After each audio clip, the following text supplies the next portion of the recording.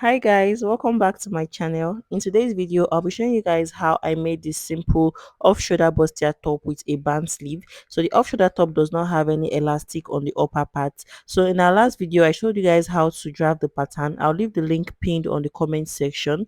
So in this video, I'm going to show you guys how to calculate your round off-shoulder measurements to get a very stable neckline like this, and it's very detailed and beginners friendly. So don't forget to give it a thumbs up, leave a comment, and subscribe to my channel.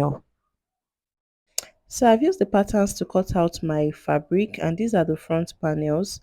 So I cut out lining pieces as well, so you can see what it looks like. So these are the front panels. This is what it looks like, and this is the other side. So I added some fabric at the upper part and at the lower part for turning over with my lining piece, and these are the back panels. So I'll remove the patterns now while we start working on the front panel. So for the front panel, I've gone ahead to cut out breast pad that I'll be using to pad the bust area of my top, and the breast pad is stopping directly on my under bust point. So I've gone ahead to iron it on my fabric, and then I'll use my pins to join the pieces of fabrics together before sewing. So I'll merge them this way, right sides facing each other, and then I'll use my pin to just secure it down. So guys, it's very important to use your pins to secure it down first before you sew, so that you will have a very neat finishing. So I'll hold it down and just use my pins to secure the two fabrics together.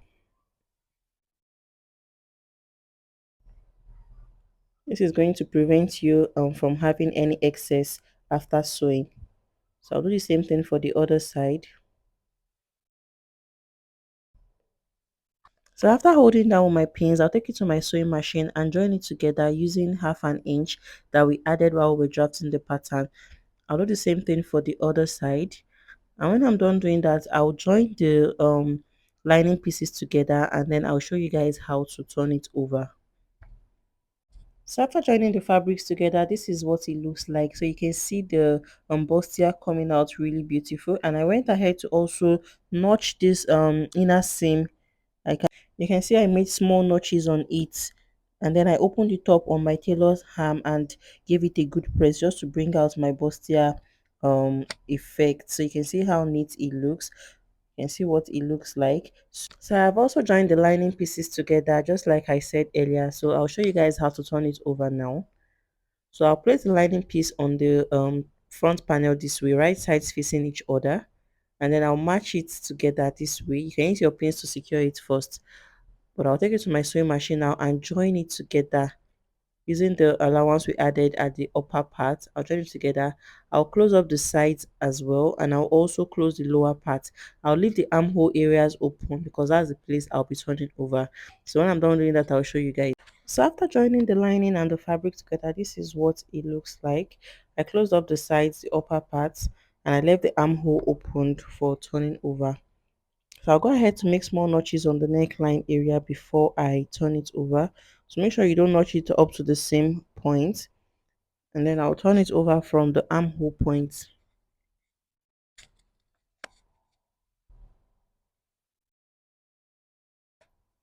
So after turning over, this is what it looks like. So I'll go ahead and stitch down the neckline very close to the lining point. I'll stitch it down just to make it firm so that the lining will not be coming out when I wear it. I'll stitch it all the way down and give it a good press. When I'm done doing that, I will show you guys. So after stitching down and ironing out, you can see how firm and relaxed the neckline looks now. So I'll set it aside while we work on the back panels. So for the back panels, we're going to start by turning over with the lining. So I'll place the lining on it, right sides facing each other. And then I would close up the upper part. I'll place them like right sides facing each other this way. And then I'll close up the upper parts, close up the zipper points, close up the lower side and the sides. I'll do the same thing for the other one, and then I'll show you guys the next thing to do. So after turning over the back panel with the lining, this is what it looks like. This is the wrong side, and this is what the right side looks like. So the next thing now is to join the front and the back panels together. So I'm going to place my front panel this way, and then I'll match my I'll place the back panel on it this way. I'll match the armhole points together and then join it together using my 1 inch seam allowance I took during the one I was drafting the pattern. So depending on the seam allowance you added to yours when drafting the pattern, so I'll join it together using 1 inch seam allowance all the way down. I'll do the same thing for the other side. Merge it together this way and join it all the way down. So when I'm done doing that, I'll show you guys what it looks like. So after joining the sides together, this is what it looks like. This is what we have. So the next thing I want to work on now is the sleeve. So I've got ahead to cut out the fabrics I'll be using for the sleeves. So remember that when we were drafting our pattern, we already made use of 26 inches, 13 inches for the front chest measurement, and 13 inches for the back measurement. And since we are working with a total of 46 inches round shoulder measurement, we are left with 20 inches. So I've gone ahead to divide 20 inches into two. So I have two bands here that are 10 inches long. And then for the height of my band, I want 1 inch. So I added half an inch to it for joining to the lower part. So for the length of the sleeve, I cut out 11 inches, not 10 inches, because I'll be using the remaining 1 inch to join to my top. So I have 11 inches here. So by the time I join it, it will be 10 inches. So it's going to form my complete 46 inches round of shoulder measurement. So as you can see, and it's in a fold of two. So for this lower part, the part I'll be using for the puff, I have a length of 22 inches here. So you can decide to use any length you want, depending on how full you want your puff to be. But for this tutorial, I made use of 22 inches. And then for the depth, I made use of 9 inches. The remaining 2 inches is for folding because we're going to have elastic at the base. So I'm going to fold the fabrics now into two this way, and then I'll get my bodice and place it on it. I'll place the armhole area on the opened angle of the fold. I'll place it this way. So remember, we're going to be having a 1 inch band at the top of the puff. So I'm going to place this bodice 1 inch above this fabric. I'll place it 1 inch above it because of the band we'll be having at the top. So I'm gonna have to cut out the sleeve. So like I said, I made sure the bodice was 1 inch above the fabric, and by the time I attach my band to it, is going to be the same length. So let me just confirm what I have there: 1 inch. So on the sides, I also left some space, about 0.5 inches, for the joining of the sleeve, so that is going to fit perfectly into the armhole when I'm done. So I will, by the time I attach the band to it, is going to be the same thing. So right now, the next thing to do is to join the band and the fabric together. So I'm going to place them right sides facing each other. I'll place it this way, right sides facing each other. So on the open side of my band, I'm going to just pleat this fabric as I join it together. So I'll pleat it to fit into the band, the 11 inches band. I'll pleat it this way. So depending on how big you want your puff to be, that will determine the length of fabric you'll cut. So I'll pleat it together this way, and then I'll repeat the same thing for the other sleeve. I'll fold in the base as well and then show you guys the next thing to do. So after attaching the band to the lower part of the sleeve, this is what it looks like. So I also went ahead to fold in the base for the elastic casing. So I'll be showing you guys now how to pass the elastic through the casing. So I'll take my pin. So to get the length of elastic you'll be needing, take your tape rule and measure around your arm the point where you want your sleeve to stop, and then subtract about 3 inches from the measurement to cut out your elastic band. So I'll pass my pin through my elastic this way,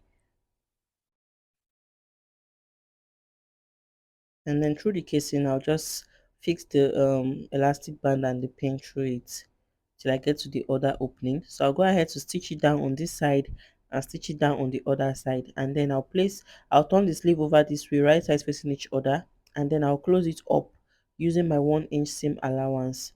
I'll close it up. So when I'm done doing that, I'll repeat the same thing for the second sleeve, and then I'll show you guys what it looks like. After fixing in the elastic band and closing up the sides of the sleeve, this is what it looks like. So you can see how beautiful the sleeve came out. The next thing to do is to attach the sleeve to the bodies. So I'm going to match the point where I join the sleeves together to the point where I join the bodies together, and then I'll use my pin to hold it down. I'll merge those 2 points together and use my pins to secure it. And then after securing, I'm going to just go ahead and use my pins to hold it sleeve down throughout the armhole this way. So when I'm done doing that, I'll take it to my machine and stitch it using half an inch all the way down I'll join them together on the armhole point all the way down. It's going to look like this when I'm done. So I'll repeat the same thing for the second sleeve and show you guys what it looks like. So after attaching the sleeve to the bodice, this is what it looks like. So you can see how neat the sleeve looks on it. This is what the back panel looks like. So the next and final thing we want to do is to insert our zipper at the back of our top. So this is zipper I'm working with. I'm going to just open it up completely, and then I would place it on my fabric this way, making sure the side that has the zipper fabric is towards the open angle. And then I'll start from the base of my top and use my pins to just hold it down using my 1 inch zipper allowance. I'll hold it down this way and fold in the excess at the top, or you can just cut it out and fold in. So I'll stitch it all the way down. So when I'm done, I'll have something that looks like that. So I'll put the same thing for the other zipper. I'll cut off the excess at the top and leave a little bit for folding, and then start from the lower part and stitch it all the way down. So when I'm done doing that, I'll show you guys the finished product. So after inserting the zipper, this is what it looks like. So you can see how neat it came out. So you can see how easy it is to achieve this simple off-shoulder bustier blouse with a band sleeve. So this is where I'll be ending this video for today, guys. I'll go ahead and give my top a good press, and you guys will see what it looks like at the beginning of the video. So don't forget to give it a thumbs up, leave a comment, subscribe to my channel, and I'll see you guys in my next video. Bye.